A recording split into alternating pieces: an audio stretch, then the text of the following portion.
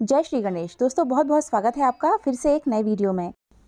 दोस्तों 17 जनवरी को सकट चौथ का व्रत है, जिसे तिल चौथ, तिलकुटा चौथ या संकट हरा चौथ भी कहा जाता है। यह व्रत महिलाएं अपनी संतान के लिए रखती हैं।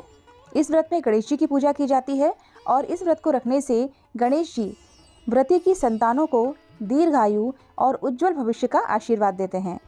तो इसी व्रत की पूजा विधि मैं आपके साथ शेयर करने जा रही हूँ।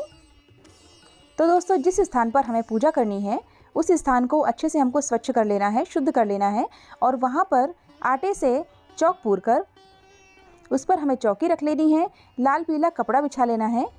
गणेश जी की प्रतिमा को स्थापित कर लेना है। प्रतिमा आप मिट्टी की या किसी धातु की, जो भी आपके पास हो, रख सकते हैं। और अगर आपके पास प्रतिमा नहीं है गणेश जी की तो आप शिव परिवार की फ़ोटो भी रख सकते हैं, क्योंकि उसमें गणेश जी की फ़ोटो भी बनी होती है। और फोटो को आपको चावल का आसन दे देना है। अब गणेश जी के सामने हम दीपक की स्थापना करेंगे, तो दीपक को हमको चावल का आसन दे देना है। तो चावल मैंने रख दिए। दीपक आप घी का भी तैयार कर सकते हैं या फिर ये तिल चौथ है, इसमें तिल का विशेष महत्व है, इसलिए आप तिल के तेल का दीपक भी रख सकते हैं। चलिए अब पूजा शुरू करते हैं। सबसे पहले हमको दीपक को प्रज्वलित कर लेना है और अब हम जल से शुद्धिकरण कर लेंगे दीपक के पास। और गणेश जी की मूर्ति और शिव परिवार की तस्वीर सभी पर हम थोड़ा सा जल छिड़केंगे। जल आप चाहें तो दूर्वा से या फिर पुष्प से छिड़क सकते हैं। तो जल की आवश्यकता होगी तो इसके लिए हम लेंगे एक लोटा, जिससे हम पूजन करेंगे और जो लोटा हमारी कथा भी सुनेगा। और एक लोटा हमें लेना है चंद्रमा को अर्घ देने के लिए। तो जो चंद्रमा को अर्घ देने वाला लोटा है उसको मैंने पटिये पर रख दिया है। अब हम दूसरे लोटे का जो जल है उससे शुद्धिकरण कर लेते हैं और दीपक को हम हल्दी कुमकुम सिंदूर से तिलक कर देंगे। ये गणेश जी की पूजा है तो इसमें सिंदूर का इस्तेमाल आप अवश्य रूप से करें। और यहाँ मैंने अक्षत और पुष्प भी चढ़ा दिया है दीपक को। अब हम गणेश जी का पूजन कर लेंगे। हल्दी कुमकुम अबीर गुलाल सिंदूर अक्षत सभी चीज़ें आप अर्पित करें। पुष्प अर्पित करेंगे। अगर आपके पास लाल पुष्प है तो बहुत अच्छी बात है, और अगर आपको गुड़हल का पुष्प मिल जाता है जो कि गणेश जी को अति प्रिय है तो बहुत ही उत्तम है। तो इस तरह से हम पुष्प अर्पित करेंगे। और गणेश जी को दूर्वा अति प्रिय है तो गणेश जी को इस दिन 21 दूर्वा अवश्य रूप से अर्पित करनी चाहिए। वस्त्र के रूप में गणेश जी को जनेऊ अर्पित करें। अगर जनेऊ नहीं है तो कलावे को 7 बार लपेट कर अर्पित कर सकते हैं। अब शिव परिवार का पूजन करेंगे तो शंकर जी को चंदन अर्पित करेंगे, सभी को चंदन लगाएंगे। इसके अलावा शिव जी को छोड़कर बाकी सभी को हम कुमकुम हल्दी अबीर गुलाल सभी चीज़ें लगा सकते हैं। और शिव जी की जटाओं में जो गंगा माता विराजमान हैं उनको भी हम कुमकुम और सिंदूर लगा सकते हैं। इसके बाद पुष्प अर्पित करेंगे। दोस्तों यहाँ मैंने चंद्रमा को अर्घ देने के लिए तांबे का लोटा लिया है।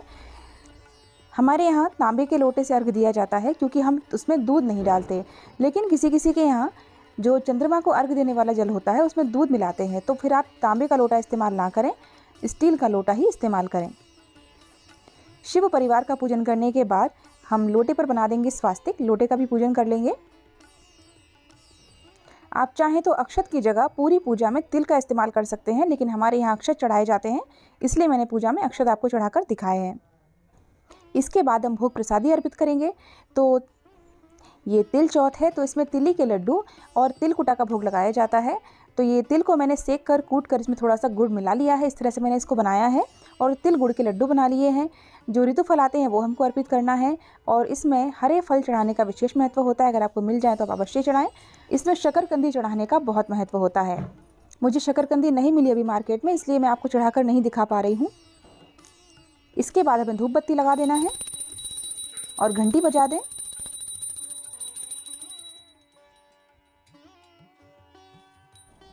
अब दोस्तों हमें कथा सुननी है तो इसके लिए जो हमने तिलकुटा बनाया है इसको हम हाथ में ले लेंगे, साथ में पुष्प ले लेंगे और कहानी पढ़ेंगे। आप चाहें तो यूट्यूब से भी कहानी सुन सकते हैं। मेरे चैनल पर भी आपको कहानी मिल जाएगी सुनने के लिए, आप चाहें तो वहाँ से भी सुन सकते हैं। और ये जो तिलकुटा और फूल हम हाथ में लेंगे इसमें से कुछ हमें गणेश जी के पास चढ़ा देना है और कुछ हमें लोटे में डाल देना है। अगर आप दिन में पूजा करते हैं तो ये लोटे में डालने के बाद इस लोटे से आपको सूर्य देवता को अर्घ देना है। और अगर आप प्रदोष काल में ये पूजा करते हैं तो इस लोटे से आपको चंद्रमा को अर्घ देना है। अगर आप इस लोटे से सूर्य देवता को अर्घ दे देते हैं तो आपको शाम के लिए अलग से एक लोटे में जल भरना होगा।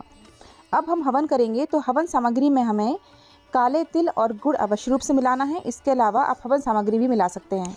ओम गं गणपते नमः का जाप करते हुए आप 11 या 21 बार आहुतियाँ दें। तिलकुटा चौथ के दिन जब हम तिल की आहुतियाँ देते हैं तो जब तिल चटकते हैं तो उन तिल के साथ हमारी समस्याएं भी समाप्त हो जाती हैं। तो तिल गुड़ से इस दिन हवन अवश्य रूप से करना चाहिए। इसके बाद हम आरती करेंगे दोस्तों। तो आरती के लिए मैंने अलग से एक दीपक तैयार किया है जो घी का है। तो आरती प्रज्वलित करने के बाद आरती का हम पूजन कर लेंगे और बस हम गणेश जी की आरती करेंगे और चाहे तो शंकर जी की आरती भी कर सकते हैं। इसके बाद बस हमें लास्ट में कपूर से आरती करना होती है और इस तरह से हमारा गणेश जी का पूजन संपूर्ण हो जाएगा। उसके बाद फिर हमें चंद्रदेव को अर्घ्य देना है। अगर आप तिलकुटा वाले लोटे का जल सूर्य देवता को अर्पित कर देते हैं तो आपको शाम को चंद्रदेव को जो अर्घ्य देना है उसमें आपको अलग से थोड़े से तिल डाल लेना है और वही आप जल चंद्रदेव को अर्पित करेंगे। चंद्रदेव को आप लड्डू भी ले जाएं, तिलकुटा ले जाएं, इसका भी आप भोग लगाएं, अच्छी तरह से उनकी पूजा करें और अपनी संतानों की लंबी उम्र और उज्जवल भविष्य की कामना करें। कपूर की आरती आप गणेश जी के सामने चाहें तो चंद्रदेव को अर्घ्य देने के बाद कर सकते हैं, क्योंकि वो पूजा संपूर्ण होने का कार्यक्रम होता है कपूर जलाने का।